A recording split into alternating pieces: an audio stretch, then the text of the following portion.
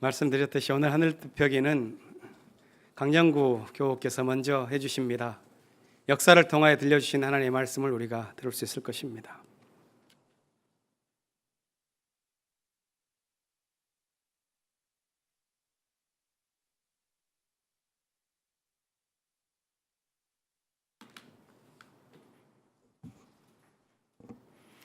제가 오늘 하늘떡 표기를 한다니까 우리 집 노재월 장로께서 꿈 같은 일이 일어났다 이렇게 이야기를 했습니다.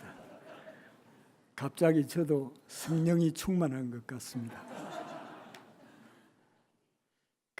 제가 오늘 드리는 말씀은 조금 딱딱합니다. 학술적 용어가 조금 나오기 때문에 이해해 주시기 바랍니다. 그리고 제가 오늘 읽기식 발표를 합니다. 저는 학생들에게 절대 읽기식 발표를 시키지 않습니다. 저 역시 마찬가지고 오늘 처음입니다. 그래서 좀 부자연스럽더라도 이해해 주시기 바랍니다. 저는 예수님을 진실과 정의와 민중을 바탕으로 아름다운 세상을 만들기 위한 올바른 지침을 내려주시는 그분이라고 생각합니다. 이 지침에 따라서 목사님께서 제시한 한반도 정세와 통일 선교의 길을 이야기해 보겠습니다. 먼저 한반도 정세에 관해 이야기하겠습니다. 지난 4월 27일 판문점 선언, 6월 12일 북미 공동성명, 6월 13일 지자체 선거를 계기로 우리가 살아가는 이 세상이 본격적으로 달라지기 시작했습니다.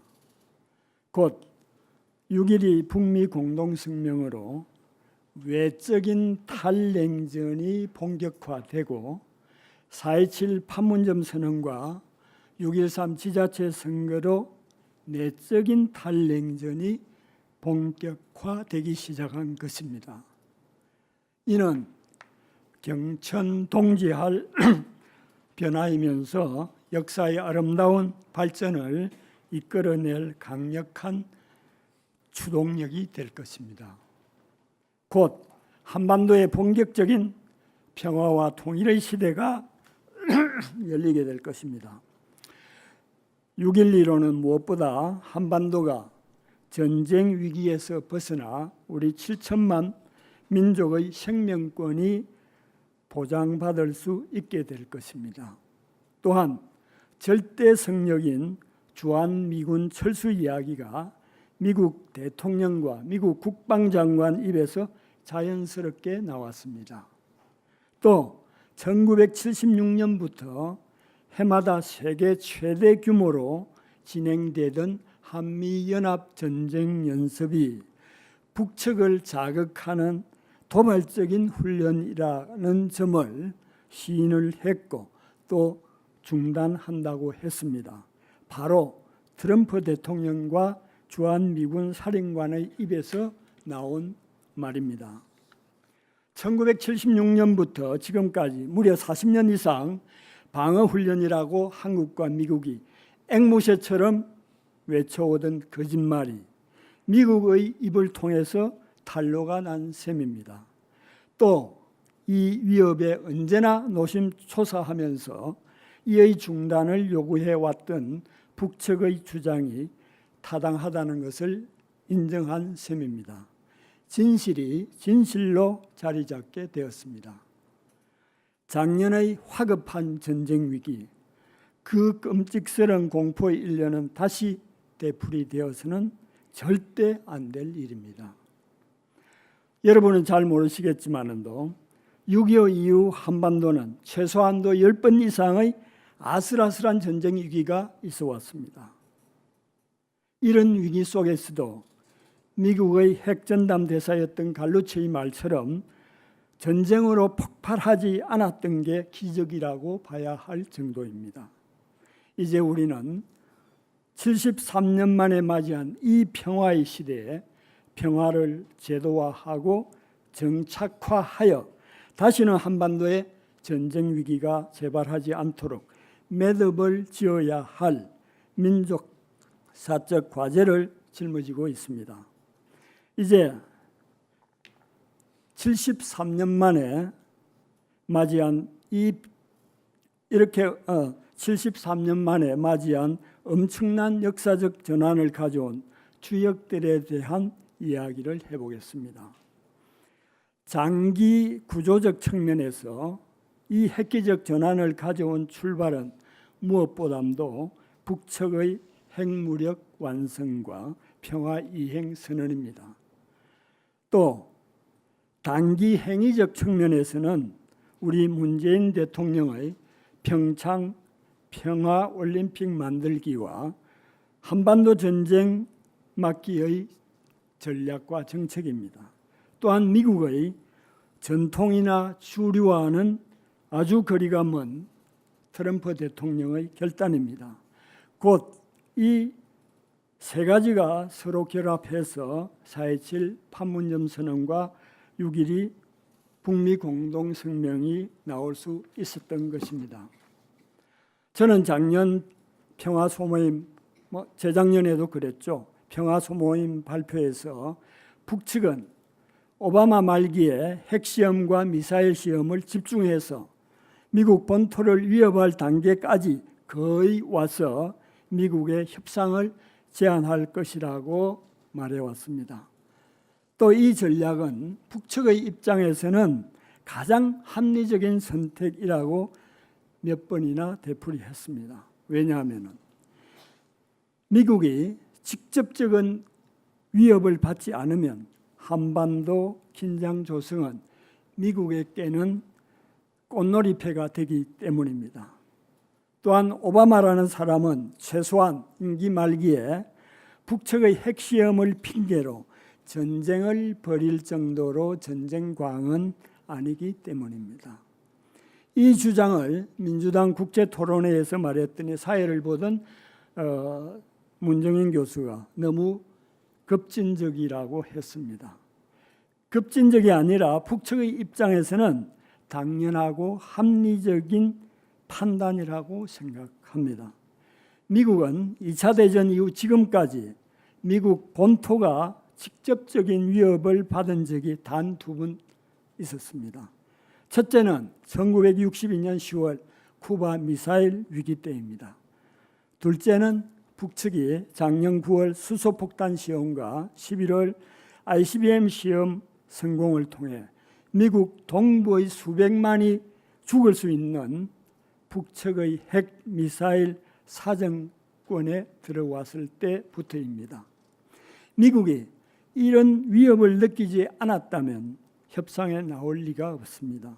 물론 미국의 전통적 주류나 힐러리 같은 사람, 전략가들이 집권했더라면 위협을 느끼면서도 협상하지 않고 계속 한반도 전쟁 위기만 조성했을 가능성이 높습니다.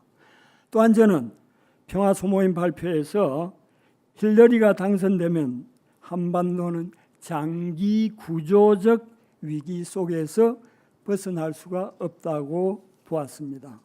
그러나 트럼프가 당선되면 단기 국면적 위기를 맞을 수는 있겠지만 장기 구조적 위기를 벗어나는 돌파구가 생길 수 있다고 말해왔습니다.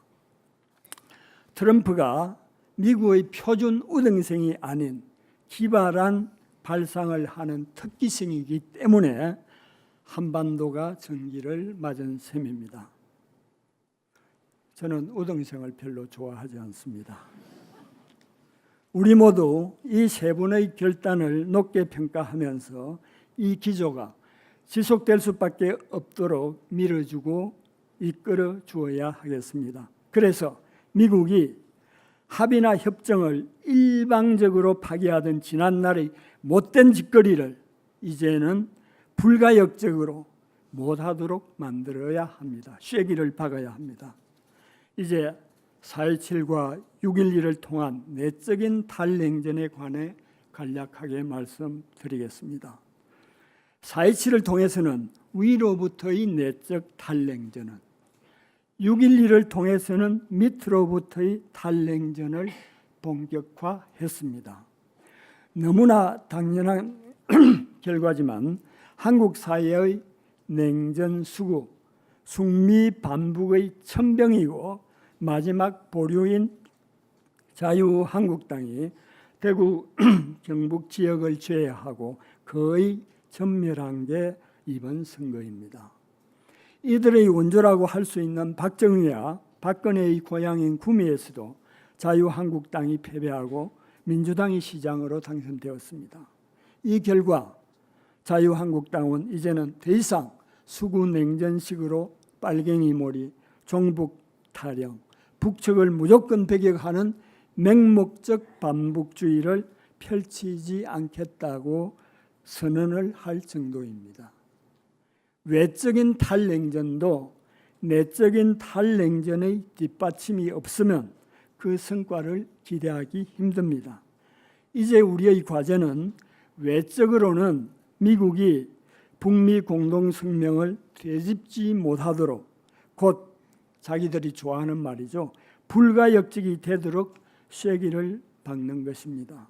또 내적으로는 수구냉전 세력이 다시 권력을 장악해 반민주, 반평화, 반통일, 반민중으로 역사가 후퇴하지 못하도록 만들어야 합니다. 이제까지 한반도 정세에 관해 말씀드렸습니다. 이제부터는 통일 선교의 길에 관해 말씀드리겠습니다. 진실과 정의와 민중을 바탕으로 아름다운 세상을 만드는 지침을 내려주시는 예수님께서는 북측 땅에 예수정의를 많이 만드는 일에는 관심이 없을 것으로 저는 생각합니다. 이보다는 당신이 보시기에 아름다운 세상인 평화적이고 화해협력적인 남북 공동체를 만드는 일에 매진하라고 말씀하실 것입니다. 이 길이 바로 올바른 통일 선교의 길이라고 생각합니다. 남측과 북측을 아울러 평화롭고 아름다운 세상, 아름다운 한반도를 만들기 위해서 해야 할 일들은 수없이 많습니다. 가장 우선적인 군사 문제를 비롯해 정치, 경제, 사회, 문화 각 분야에 걸쳐 수없이 많은 일들이 있습니다. 시간 관계상 세 가지에 국한해 말씀드리겠습니다. 첫째, 통일 방법론입니다. 통일은 많은 사람들이 생각하듯이 그렇게 어려운 일이 아닙니다. 문제는 한반도의 냉전이 해소되고 평화가 보장되지 않았기에 거의 불가능한 것처럼 보였을 따름입니다. 그렇지만 이제 탈냉전 평화시대가 열렸기 때문에 가장 큰 장애물이 사라지고 있는 중입니다. 이제는 어떤 방식으로 통일을 진행시켜야 할지를 생각할 때입니다. 결론적으로 미국의 골드만삭스의 2009년 제안인 중국 홍콩식의 연방제 통일 방안입니다. 물론 이런 방식은 2000년 6.15 공동선언 이항과 같습니다. 김대중 대통령과 김정일 위원장 사이에 체결한 합의죠. 또한 제가 6.15 공동선언 직후인 2001년에 제안한 아리랑 통일민주공화국 수립 방안과도 같습니다. 저희 통일 방안을 중심으로 간략히 말씀드리겠습니다. 통일 한반도에는 한 국가, 곧 연방중앙정부 또는 연방국가가 존재합니다. 또 남쪽 지역에는 남쪽 지역자치정부가, 북측에는 북측 지역자치정부가 존재합니다. 남측은 자본주의를, 북측은 중국식의 개방사회주의를 그대로 유지하게 하는 것입니다. 연방국가 수반은 남북이 쉽게 합의할 수 있는 분이 있으면, 예를 들면 문익환 목사님 같은 분입니다. 그분을 수반으로 모시고, 그렇지 않으면 남북 양측의 수반이 2년씩 돌아가며 맞는 것입니다. 통일 연방국가의 수도는 서울도 평양도 아닌 개성으로 하면 좋을 것 같습니다. 국가 운영은 개성공단이나 올림픽 등 남과 북이 공동으로 추진할 수 있는 일들은 연방정부, 곧 통일국가가 관장을 합니다. 남과 북 공동으로 추진할 수 없는 일들은 지역 정부가 각각 맡도록 하는 것입니다. 이렇게 하면서 서서히 연방 정부가 남북을 통틀어 종합적으로 운영할 수 있는 부분을 넓혀 나갈 수 있을 것으로 봅니다. 이런 방식으로 연방 정부의 권한은 점진적으로 확대하면 20년 내에 완전 통합도 가능합니다. 둘째, 남북 역사관의 상승적 또는 시너지 효과를 내는 결합입니다. 남쪽의 역사관은 좀 어렵습니다만 저는 몰역사적 결과론이라고 부릅니다. 이런 잘못을 가지고 있습니다. 북쪽도 역시 발생적 결정론이라는 잘못을 가지고 있습니다. 이 잘못된 역사관을 동시에 극복하여 서로 장점은 받아들이고 단점은 수정하는 역사관의 상승적 결합을 이루어야 합니다. 남측의 몰역사적 결과론이란 지금 현재가 좋고 북쪽보다 우위에 있으니까 남쪽의 과거도 좋았다며 과거를 미화 정당화하는 역사 왜곡입니다. 북측의 발생적 결정론은 처음이 좋았으니까 지금도 좋고 남측은 옛날이 좋지 않았기에 지금도 좋지 않다는 그런 결정론적 역사관을 가집니다. 분명 잘못입니다. 남측은 자신의 과거 잘못을 반성회개하고 북측의 과거의 존경과 긍지를 가지면서 한반도 미래를 설계해야 합니다. 북측은 과거에 대해 긍지를 가지지만 현재의 문제점을 직시하고 남쪽으로부터 배울 것은 배우고 본받아서 한반도의 미래를 설계해야 합니다. 이런 상호 이해와 존경의 바탕에서 또 상호 겸손의 바탕에서 남과 북이 손을 잡으면 70년 이상 냉전적대로 상대를 부정해왔던 과거의 잘못이 치유되고 양쪽이 더욱 커져 아름다운 한반도의 미래를 이룩하게 될 것입니다. 곧 1+1은 2가 아니라 3, 5, 10이 되는 상승 효과를 나타낼 것입니다. 셋째, 마지막으로 한반도의 미래상입니다. 그것은 한반도가 탈외세, 비동맹, 중립의 위치에서 동북아 평화 조정자와 세력 균형자로서의 새로운 위상을 정립하고 더 나아가 동북아 경제 평화 협력체 형성의 주역으로 나아가는 것입니다. 이는 한반도의 장기적 자주와 평화 정착에 긴요합니다. 또 해양 세력과 대륙 세력이 각축을 벌이는 신냉전이 한반도에서 폭발되는 제2의 청일전쟁이나 제2의 6.25 또는 제2의 병자호란과 같은 민족 참화를 예방하기 위한 절대적 조건을 창출하는 것입니다. 더 나아가 크지도 작지도 않은 한반도가 일체의 군사동맹을 배제하고 모든 이웃 나라들과 우호 친선 협력관계를 견지하면서 이런 역할을 자임할 경우 강대국들의 우려를 불식시킬 수 있습니다. 지금 문재인 정부가 본격적으로 추진하는 남과 북, 또 중국과 러시아 모두를 연결하는 에너지, 물류, 교통 연결망 등은 동북아 평화 경제 협력체 구축의 기초가 될 것입니다. 이제 마무리를 하겠습니다. 남과 북 및 해외의 8천만 우리 민족 구성원 모두가 힘을 모아 이루어낼 평화 통일, 또 한반도를 넘어서 동북아 전체에서 우리 한반도가 평화 조정자와 세력 균형자로서 새로운 위상, 이 얼마나 가슴 뿌듯하고 감격스러운 우리의 자화상입니까? 그렇지만 이런 아름다운 한반도는 저절로 이루어지는 게 아닙니다. 우리 모두가 예수님의 가르침에 따라 역사의 주체로서 그 직분을 다함으로써 일구어낼 수 있는 결과물이라고 생각합니다. 감사합니다.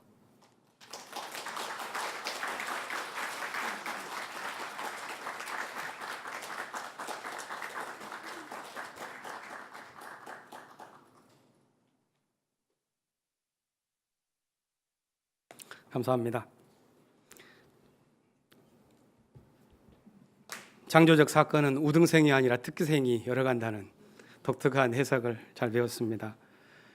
아시다시피 매월 넷째 주일에는 1시 반부터 향후실에서 평화 소모임이 있습니다.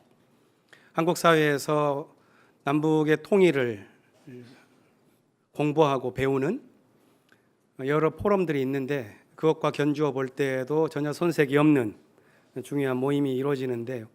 우리 교회에서는 모군이 회의랑 겹치다 보니까 참 아쉽다는 느낌을 늘 갖게 됩니다. 교우들께서는 이 소모임을 통해서 많은 대화를 하실 수 있는 장으로 삼아 주시길 바랍니다. 제가 최근에 홍문수 목사님께서 1987년에 작성하신 강연문을 읽은 적이 있습니다. 한국기독교교회협의회 회의에서 발표하신 것인데 제목은 한국교회와 민족통일, 부제는 통일에 대한 신학적 조명이라는 이름을 갖고 있습니다. 이 강연은 다음과 같은 예화로 시작됩니다. 한 젊은 청년이 어느 날 저녁 스승의 집을 찾아갑니다. 그런데 스승이 집 앞에서 뭔가를 찾고 계십니다. 그래서 뭘 찾고 계십니까? 하고 물었더니 집 열쇠를 잃어버려서 그런다 이렇게 말씀하시죠. 그래서 둘이서 열심히 열쇠를 찾았습니다. 그런데 한참 동안 찾아 헤매는데도 열쇠가 나오지 않습니다. 그래서 젊은이가 스승에게 묻지요. 선생님, 열쇠를 어디서 잃어버리셨습니까? 이렇게 물으니까 스승은 굽혔던 허리를 펴고 일어나서 손으로 먼 곳을 가리키면서 저쪽 차고 앞에서 잃어버렸다 이렇게 말씀하시는 거예요. 그래서 젊은이 스승에게 아니 열쇠를 잃어버린 곳에서 찾으셔야지 왜 엉뚱한 곳에서 찾으십니까? 이렇게 물었겠죠. 스승이 대답한 말은 이것이었습니다. 거기는 깜깜해서 잘 안 보여.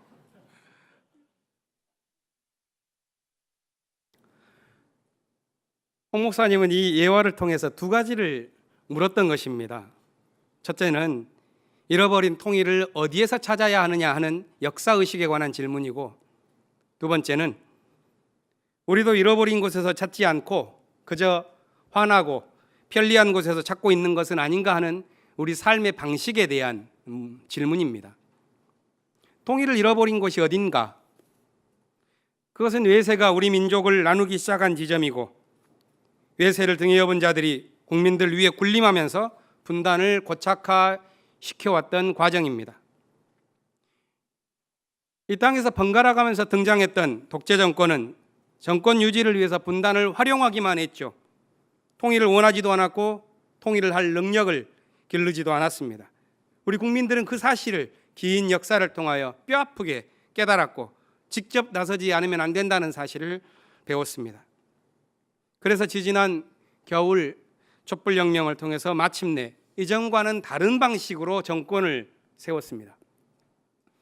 긴 분단 체제의 옛 질서가 여전히 여러 곳에 남아있는 것이 사실입니다. 정부가 추진하는 활동에 한계가 있는 것 또한 사실입니다. 그렇지만 통일을 잃어버린 지점에 대한 우리 민족의 회화는 어느 정도 해소되어 가고 있다고 하겠습니다. 문제는 두 번째 것입니다. 분단이 길어지면서 남과 북이 서로 적대시하는 삶에 너무나도 익숙해져 왔기 때문에 그것은 마치 열쇠를 잃어버린 곳이 아니라 다른 곳에서 찾는 그런 어리석은 삶과도 같은 삶에 우리는 익숙해 있습니다. 불행하게도 한국 개신교회는 남북이 화해와 통일의 길을 걷는 그 흐름을 회방하고 거역하는 집단처럼 행동하고 있습니다. 그것은 분명히 한국전쟁 이전 세대에 형성된 사회적 유전자가 교회에서 강하게 작동하기 때문에 그럴 것입니다. 남과 북이 분단된 채로 정권이 수립되는 과정에서 북의 사회주의 정권이 취했던 조처들이 남한 사회에서는 박해와 순환에 대한 기억으로 저장되어 왔습니다. 게다가 한국전쟁에 몸서리치는 그 경험, 그것이 북을 적으로 대하도록 하는 정신습관을 갖도록 만들어 왔습니다. 이 두 가지 어두운 경험이 교회만이 아니라 한국 사회 전체를 반복주의로 물들였습니다. 그러나 여기에 또 다른 한 가지 사실, 그것은 한국 교회가 뼈저리게 회개해야 할 사항입니다. 그것은 반공 이데올로기를 조작해서 국민들을 통치한 독재 정권과 밀월 관계를 이루면서 교회가 기득권을 누려왔다는 사실입니다. 그 과정에서 단물을 맛본 사람들은 기독교를 어용 종교로 만들고자 했는데 그것은 예수의 정신을 위협하는 교회의 타락이었습니다. 한국 교회에서는 여전히 분단의 신학이 횡행합니다. 하지만 다른 한편에서는 분단의 신학을 떨치기 위해 노력해온 교회의 활동도 있었음을 우리는 기억해야 합니다. 남과 북이 화해와 통일을 위한 교회의 활동이 본격적으로 시작한 것은 남에서는 서슬퍼런 독재 정권이 국민들을 위협하던 1984년입니다. 일본 도쿄 부근 도잔소라는 이름을 가진 국제센터에서 남북의 통일을 주요 의제로 삼은 국제회의가 세계교회협의회 WCC의 주선으로 열렸습니다. 이때는 남과 북의 교회가 직접 만나지는 못했지만 이 모임으로 물꼬가 터지자 2년 후부터 스위스 글리온이라고 하는 작은 지방에서 남과 북의 교회가 분단 이후 처음으로 직접 만나서 통일을 다짐했습니다. 그리고 또한 2년이 흐른 1988년에는 88선언으로 불리는 민족의 통일과 평화에 관한 한국 기독교 선언이 탄생합니다. 이 선언이 남한 기독교 통일운동의 발판이 되었고 그 이후에 홍근수, 문익환 목사를 비롯한 많은 신앙인들이 남북의 화해와 통일을 위한 헌신적인 활동을 해올 수 있었습니다. 통일이 되는 그날까지 우리 향림교회는 그 뜻과 흐름을 이어가야 하겠습니다. 오늘 성경 사무엘 하 본문은 왕조가 세워지던 때 생긴 일입니다. 다윗의 셋째 아들 압살롬은 온 나라에 칭찬이 자자했던 왕자였습니다. 인기를 누리며 힘을 모은 그는 형제를 살해하고 아버지를 거슬러 반역을 일으킵니다. 그래서 다윗은 얼마 동안 이 아들 때문에 예루살렘 성을 내주고 쫓기는 신세가 되었습니다. 결국 다윗은 노련한 방식으로 압살롬을 교란할 수 있었고 모반을 잠재우면서 성으로 되돌아와 왕조의 기틀을 든든하게 세우게 됩니다. 오늘 본문은 이 반란을 진압하는 과정에서 아들을 잃은 다윗의 회한을 다루고 있습니다. 정권의 위기는 넘겼지만 죽은 아들을 생각하며 다윗은 통곡합니다. 그러나 다음 이야기 19장을 읽어보면 죽은 아들을 위해 슬픔조차도 표현할 수 없는 다윗의 공경이 묘사됩니다. 그렇게 성서는 권력을 둘러싼 역사의 명암을 우리에게 고스란히 보여줍니다. 어찌 보면 부질없이 보이는 인간들의 흥망성쇠 그리고 비극으로 점철되어서 이어지는 역사 속에서 우리는 뭘 배우는가? 오늘 성경 본문은 통곡하는 다윗의 목소리를 통해서 우리에게 무엇을 들려주고자 하는가? 어쩌면 그것은 평화의 감각을 얻기까지 감내해야 하는 삶의 이율배반과 아이러니에 관한 것일지도 모르겠습니다. 우리가 평화의 감각을 얻기 위해서는 개인의 고통이나 역사의 비극에서 오는 초조한 반작용을 넘어서는 그 무엇이 필요합니다. 그것은 단지 미래에 대한 희망만으로 얻을 수 있는 것도 아니요 현재에 대한 세세한 관심만으로 획득할 수 있는 것도 아닙니다. 평화의 감각은 눈에 보이는 고통이나 비극을 관통하고 있는 어떤 담대함에 대한 파악, 권력이나 명성에 대한 욕망을 초월한 어떤 무한한 호소에 대한 민감한 느낌, 그것이 없으면 획득할 수가 없습니다. 한마디로 말해서 고통스러운 민초의 삶에서 하나님의 흔적을 보아야만 평화의 감각을 우리는 얻을 수 있습니다. 함석헌 선생은 뜻으로 본 한국 역사라는 책에서 우리 민족이 겪은 순환을 독특한 방식으로 읽어낸 적이 있습니다. 그것은 고난으로 점철된 역사를 왕조의 관점이 아니라 민중을 향한 하나님의 뜻으로 읽는 것입니다. 학대받은 여종처럼 보이는 민중들, 그러나 그들을 역사의 수레바퀴를 끌고 가는 가시면류관을 쓴 역사의 여왕으로 그려낸 것입니다. 그것은 하나님과 민중에 대한 지극한 믿음이 있지 않고서는 결코 볼 수 없는 생각입니다. 하지만 평화의 감각을 갖지 못한 정신은 눈앞에 비극에 떨면서 결국 권력의 포로가 됩니다. 민중들을 개, 돼지로 보고 하나님의 뜻을 곡해합니다. 몇 년 전 총리 후보로 지명되었다가 인사검증에서 문제가 된 문모 씨는 교회의 장로이기도 했는데 그가 그려내는 역사이해와 종교이해는 참으로 기이합니다.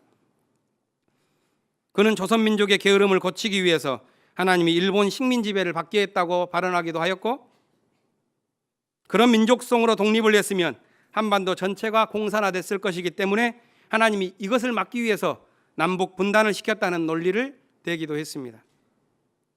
아무리 학식이 있고 높은 지위에 오른다 한들 식민주의 종놈의 근성을 버리지 못한 것이 아니겠는가 하는 생각입니다. 그렇다면 우리는 어떤 믿음과 마음으로 평화를 향해 나아갈 수가 있겠습니까? 사도 바울은 에베소 교회에게 보낸 편지에서 옛사람을 버리고 새 사람이 되라 권면합니다. 오늘 본문에서는 새 사람이 가져야 할 새로운 삶의 규범에 대해서 말해줍니다. 저는 이것을 개인 윤리가 아니라 공동체의 윤리로, 특히 긴 세월을 대립과 반목으로 지내온 남과 북이 새로운 시대로 나아가기 위해서 가져야 할 마음가짐으로 읽어도 좋을 것이라고 생각합니다. 분단되어 지내온 지난 70여 년 동안 남과 북은 적대적인 방식의 언어, 행위, 정신에 익숙했습니다. 그래서 오늘 본문의 표현대로 하나님의 성령을 슬프게 하는 삶이었습니다. 이제는 31절, 32절에 나오는 권면처럼 나쁜 것은 버리고 좋은 것을 취하면서 살아가야 합니다. 악독과 격정과 분노와 소란과 욕설에 담긴 모든 악의는 버리고 대신 서로 친절히 대하고 불쌍히 여기며 용서하는 삶을 살아야 합니다. 그 삶을 가리켜서 하나님을 본받는 사람이라 말하여 하나님 앞에서 향기로운 제물이자 예물로서 자기 몸을 내주신 그리스도를 닮아가는 삶이라고 바울은 말합니다. 요한복음 본문에서 예수님은 나는 생명의 빵이라는 말씀을 반복하십니다. 그러나 유대인들은 믿지 않고 수군거리지요. 이 사람은 요셉의 아들 예수가 아닌가? 우리가 그의 부모를 아는데 어떻게 이 사람이 하늘에서 내려왔다고 말하는가? 이것은 그들의 생생한 현실 경험이 도리어 인식에 덫이 되어버린 경우에 해당합니다. 예수님은 그들에게 말씀하십니다. 하나님께서 이끌어 주시지 않으면 내게 올 수가 없다. 그러나 믿는 사람에게는 영생이 있다. 성경이 말하는 영원한 생명이란 호모데우스가 추구하는 생물학적 목숨의 불멸을 뜻하기보다는 영원하신 분과의 동행을 의미합니다. 하나님과 동행하는 삶으로 인도하시는 분이 예수 그리스도요. 그런 의미에서 예수 그리스도는 생명의 빵입니다. 그 빵을 먹는 사람은 영원히 살 것입니다. 통일을 향해 나아가는 우리 민족이 앞으로는 자본주의가 제공해왔던 경제 지상주의라고 하는 거기에서 나오는 빵이 아니라 하늘에서 내려온 생명의 빵을 먹겠다고 하는 꿈을 품을 수 있다면 얼마나 좋겠는가. 우리 민족이 평화의 비전을 든든히 갖고 개인적인 만족 너머에서 들려오는 시대와 역사의 부르심을 품고 살아간다면 얼마나 좋겠는가 하는 것입니다. 예수 그리스도가 하나님께 바쳐진 향기로운 예물이듯 우리 민족이 세계 평화를 위해서 사용될 향기로운 예물이 되기를 우리가 간구하고 함께 노력해 갔으면 합니다. 그 길을 함께 걷기 위해서 우리 향림교회는 예수 그리스도께서 생명의 길로 인도해 주실 것을 믿고 화해와 평화의 길을 앞으로도 당당하게 걸어갈 수 있기를 기원합니다. 침묵하겠습니다.